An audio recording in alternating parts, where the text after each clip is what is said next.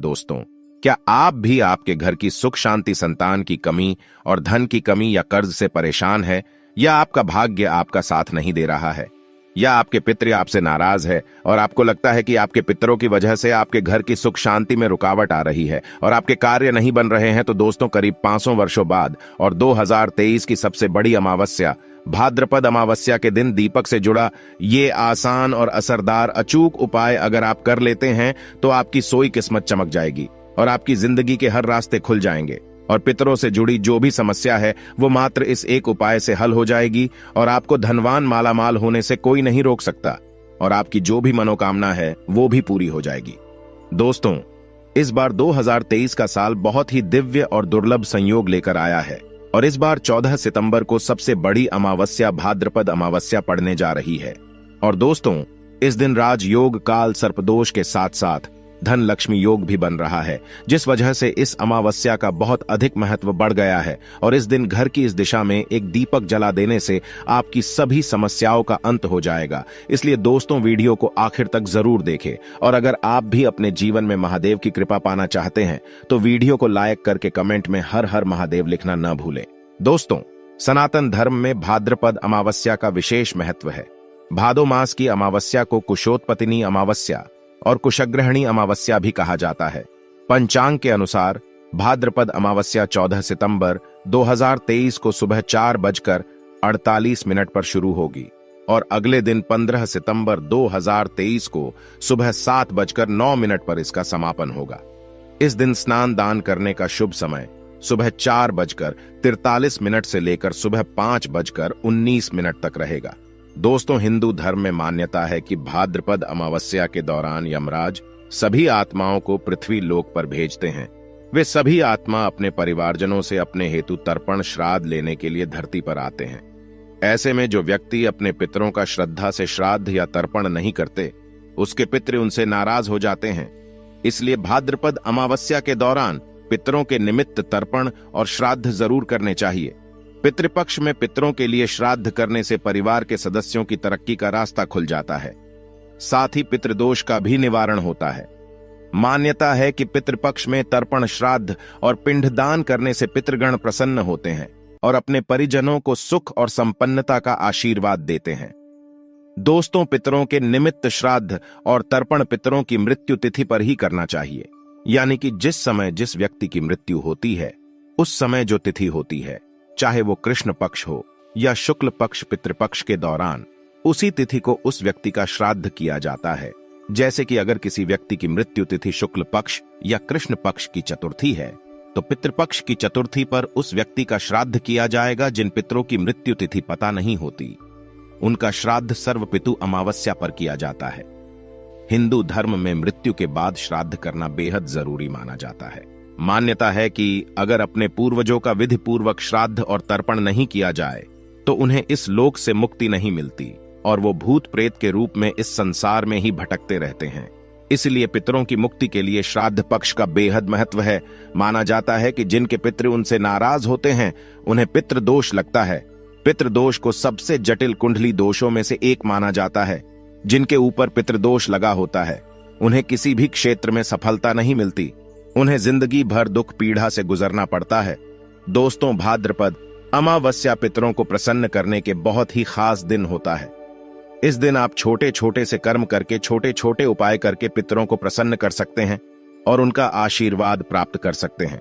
माना जाता है कि जिन पर उनके पितरों का आशीर्वाद होता है उन्हें सभी देवी देवताओं का भी आशीर्वाद प्राप्त होता है। आज की इस वीडियो में हम आपको भाद्रपद अमावस्या में किया जाने वाला एक बहुत ही आसान और असरकारक उपाय बताने जा रहे हैं।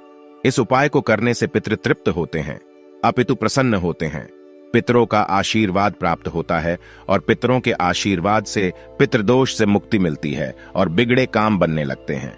जीवन में खुशहाली आती है और हर क्षेत्र में सफलता मिलती है।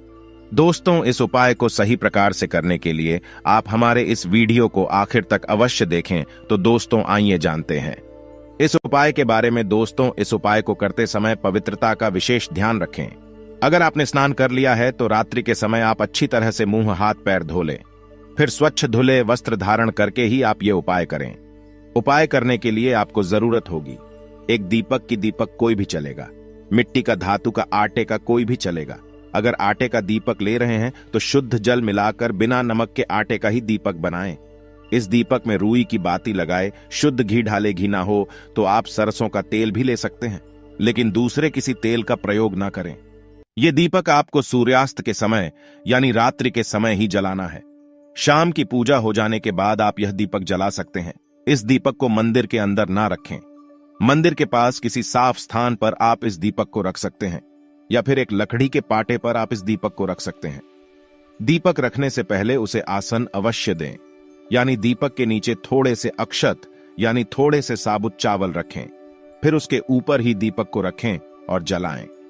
दीपक जलाते समय ध्यान रखना है कि दीपक की बाती दक्षिण दिशा की तरफ होनी चाहिए। इस दीपक को अपने घर के दक्षिण कोने में किसी साफ स्थान पर भी जला सकते हैं। दोस्तों, दक्षिण दिशा पितरों की दिशा मानी जाती है। दक्षिण दिशा में ही पितृलोक है। माना जाता है कि पितृपक्ष में पितृलोक से दक्षिण दिशा से ही पितृ हमें आशीर्वाद देने धरती पर आ जाते हैं। इसलिए पितरों को प्रसन्न करने के लिए, उनका आशीर्वाद प्राप्त करने के लिए अमावस्या की रात को दक्षिण मुखी दीपक जलाया जाता है। इससे पितरों की आत्मा को शांति मिलती है। तो आम दिनों में केवल अमावस्या की रात्रि को दक्षिण मुखी दीप दान करना चाहिए, क्योंकि दीप जलाना शुभ अवसर पर एक अनिवार्य परंपरा माना जाता है। तो मान्यताओं के अनुसार दीपक की लौ सही दिशा में होनी चाहिए। कहा जाता है, श्रद्धा से पितरों के निमित्त किया हुआ दान ही श्राद्ध है। इसलिए अमावस्या की रात्रि को श्रद्धा पूर्वक दक्षिण मुखी दीपदान करने से पितरों का आशीर्वाद मिलता है, श्राद्ध करने का पुण्य फल प्राप्त होता है। यह खास दीपक जलाने के बाद आप वहीं पर आसन बिछाकर बैठ जाएं और दक्षिण दिशा की तरफ मुंह करके पितृदेव के इस मंत्र का 108 बार जाप करें। मंत्र है ओम पितरो देवताय नमः। इसके बाद भगवान विष्णु जी के महामंत्र ओम नमो भगवते वासुदेवाय, इसका भी एक माला जाप करें। दोस्तों, भगवान विष्णु जी को पितरों के देवता माना जाता है, इसीलिए पितरों को प्रसन्न करने के लिए भगवान विष्णु का पूजन अवश्य ही करना चाहिए। इस दिन गीता का पाठ करना, विष्णु सहस्त्र नाम का पाठ करना अत्यंत शुभ होता है। इस दिन पितरों के निमित्त आप थोड़ा सा अनाज निकाल कर रखें और दूसरे दिन किसी गरीब व्यक्ति को दान में दे। इससे भी पितरों का आशीर्वाद मिलता है। कहते हैं, ऐसा दान करने से पितरों की भूख प्यास मिट जाती है, पितृ तृप्त हो जाते हैं। श्रद्धा से दिया, ऐसा दान श्राद्ध के समान ही माना जाता है, और श्राद्ध कर्म से बढ़कर मनुष्य के लिए कोई दूसरा कल्याण व्रत मार्ग नहीं है। इससे आयु बढ़ती है, सभी दुख नष्ट हो जाते हैं। न केवल पितृदोष से मुक्ति मिलती है, बल्कि उनकी कृपा से परिवार के सदस्य तरक्की करते हैं। पितृ सुख समृद्धि का आशीर्वाद देते हैं। पितृ भी देवता तुल्य माने गए हैं, इसलिए उनमें देवताओं की तरह आशीर्वाद देने की क्षमता होती है। तो पूजन मंत्र जाप के बाद भगवान श्री हरि विष्णु और मां लक्ष्मी को नमस्कार करें। उनसे अपने पितरों की आत्मा की शांति की प्रार्थना करें। इसके बाद आप अपने पितृदेव और कुल देवता का स्मरण करके उन्हें नमस्कार करें। अपने कष्टों के निवारण हेतु प्रार्थना करें, पितृदोष से मुक्ति की प्रार्थना करें और उनसे प्रार्थना करें कि वे आप पर और आपके परिवार पर अपना आशीष सदैव बनाए रखें। उपाय करने के बाद दूसरे दिन दीपक के नीचे जो चावल रखे हुए थे उन्हें पक्षियों को ढाल दे। अगर आपने आटे का दीपक बनाया है तो उसके भी छोटे छोटे टुकड़े करके पक्षियों को ढाल दे। पितरों के निमित्त किए ऐसे धार्मिक कार्य या उपाय उन्हें संतुष्ट करके हमें उनका आशीर्वाद दिलाने में सहायक होते हैं। जिंदगी में सफलता पाने के लिए पितरों का आशीर्वाद बहुत जरूरी होता है। दोस्तों, इस उपाय के जरिए आप भगवान विष्णु और मां लक्ष्मी जी के साथ साथ पितरों की भी कृपा प्राप्त कर सकते हैं। इससे पितृदोष से मुक्ति मिलती है और जीवन में आ रही अनेक समस्याओं का अंत हो जाता है। वही दोस्तों, इस दिन कालसर्प योग, धनलक्ष्मी योग और भी कई सारे दिव्य और दुर्लभ महाशुभ संयोग बन रहे हैं। और इस दिन महादेव की कृपा कुछ विशेष राशियों पर पड़ने जा रही है। ये राशियां धन से मालामाल हो जाएंगी। तो आइए जान लेते हैं कि आखिर कौन कौन सी राशियां हैं जिनके ऊपर भगवान भोलेनाथ की कृपा बरस रही है। इस लिस्ट में दोस्तों सबसे पहला नाम आता है मेष राशि का। मेष राशि जात को बता दे कि अब भाद्रपद अमावास्या का दिन भगवान भोलेनाथ की अपार कृपा बरसेगी। व्यापार तेजी से चलेगा। व्यापार में अगर किसी प्रकार कोई रुकावट आ रही थी या फिर विघ्न बाधाएं आ रही थीं तो दूर होंगी। कारोबार का विस्तार करेंगे। महत्वपूर्ण अवसर प्राप्त होंगे। नए कार्यों की शुरुआत करेंगे। नौकरी लगने की संभावना बनी हुई है। बिजनेस व्यापार में रुका हुआ फंसा हुआ धन प्राप्त होगा। कार्य क्षेत्र में आपको फायदा देखने को मिलेगा। लंबे समय से पेंडिंग कामों को पूरा करेंगे और कुछ अधूरे कार्यों को भी पूरा करेंगे। साथ ही साथ बता दें कि इनकम बढ़ेगी। कार्य क्षेत्र में आपको अधिक से अधिक लाभ देखने को मिलेगा। लंबे समय से पेंडिंग कामों को पूरा करेंगे। व्यापारियों के लिए काफी खास समय रहेगा और कई महत्वपूर्ण क्षेत्रों से आपको आपकी जो आमदनी होगी वह तो बढ़ेगी, साथ ही महत्वपूर्ण सफलता की प्राप्ति होगी। अगली जो राशि आती है दोस्तों बता दे वो है यहां पर सिंह राशि। सिंह राशि जात को बता दे कि अब आपका व्यापार तेजी से चलेगा। महादेव की कृपा से रुका हुआ फंसा हुआ धन प्राप्त होगा। इनकम में वृद्धि होगी। कई बड़े प्रमुख कार्य बनेंगे। अधूरे कार्यों को पूरा करेंगे। मनचाही सफलता प्राप्त होगी। लंबे समय से पेंडिंग कामों को पूरा करेंगे। महादेव की कृपा से प्रत्येक कार्य आसानी से बनेंगे। लंबे समय से पेंडिंग काम को पूरा करेंगे। आपके वह कार्य बनेंगे जो काफी समय से पेंडिंग पड़े हुए थे। महत्वपूर्ण सफलता की प्राप्ति होगी और साथ ही इनकम भी बढ़ेगी। कोई भी कार्य आपका अधूरा नहीं रहेगा। नौकरी में बदलाव देखने को मिलेगा। महादेव की कृपा से धन संपत्ति में इजाफा तेजी से होगा। अब अगली जो तीसरी राशि है वो है यहां पर मिथुन राशि। मिथुन राशि जात को आपको बता दें कि इस बार भाद्रपद अमावस्या के दिन बन रहे दिव्य और दुर्लभ संयोग से अब आपको जल्दी कोई बहुत बड़ा गिफ्ट मिलेगा। साथ ही साथ आपके रुके हुए तमाम कार्य पूरे होंगे। मनचाही सफलता प्राप्त होगी। लंबे समय से पेंडिंग कामों को पूरा करेंगे। महादेव की कृपा से आपको विदेश जाने का मौका मिलेगा। धन प्राप्ति के प्रबल योग बनेंगे। जमीन प्रॉपर्टी का आप मुनाफा कमा पाएंगे। जमीन प्रॉपर्टी का सौदा हो पाएगा। कामकाज के मामले में आपको उपलब्धियां जरूर पूरी होगी। प्रत्येक कार्य में लाभ होगा।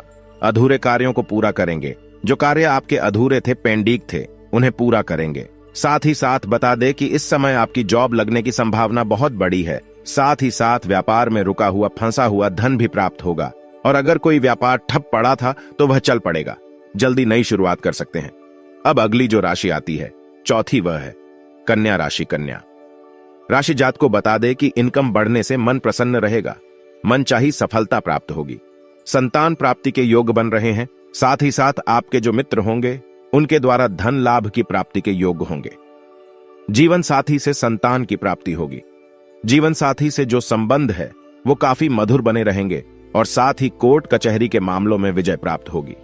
महादेव की कृपा से बता दे कि भाद्रपद अमावस्या के दिन बन रहे दिव्य और दुर्लभ संयोग से आपकी शिक्षा में सुधार होगा। कंपटीशन की परीक्षा में लाभ होगा। बड़े संस्थान में दाखिला ले पाएंगे। अब अगली जो पांचवी राशि आती है दोस्तों बता दे वह है मकर राशि। मकर राशि जात को बता दे कि इनकम तो बढ़ेगी, साथ ही धन प्राप्ति के योग बनेंगे। सरकारी क्षेत्र से लाभ होगा। प्रोफेशन लोगों से संबंध मधुर होंगे। समाज में मान सम्मान और बैंक बैलेंस बढ़ेगा। साथ ही कोई इंपॉर्टेंट डील फाइनल होगी। बैंक या बैंक क्षेत्र से बिजनेस व्यापार क्षेत्र से साथ ही बिजनेस व्यापार का कोई लोन वगैरह मंजूर हो सकता है। बैंक से आपके लोन मंजूर होने से आपका कार्य तेजी से चलेगा। अभी तक अगर कोई कार्य नहीं बना वह कार्य बनेगा। महादेव की कृपा से अनेक जगहों से आपको धन प्राप्ति के प्रबल योग बनेंगे। अब अगली जो छठवीं राशि आती है वो है यहां पर मीन राशि। मीन राशि जात को इस अमावस्या के दिन बन रहे दिव्य और दुर्लभ शुभ संयोग से आपका रुका हुआ फंसा हुआ धन प्राप्त होगा। साथ ही साथ लिखा पढ़ी का मामला सोलवे होगा और यात्रा से भी आपको लाभ होता हुआ नजर आएगा। विदेश जा सकते हैं। शिक्षा में बड़े संस्था में दाखिला ले पाएंगे और इस समय आपको आपके घर परिवार में बड़ी जिम्मेदारी मिलती नजर आएगी। माता पिता का सपोर्ट, भाई बहनों का सपोर्ट प्राप्त होगा। कई बड़े क्षेत्रों से लाभ होगा। अधूरे कार्यों को पूरा करेंगे। मनचाही सफलता प्राप्त होगी। कुछ ऐसे कार्य भी पूरे होंगे जो काफी समय से अधूरे पड़े थे। तो दोस्तों वीडियो को लाइक जरूर करें, कमेंट में लिखें हर हर महादेव, ओम नमः शिवाय और साथ ही इस चैनल पर यदि पहली बार आए हैं तो चैनल को सब्सक्राइब कर ले।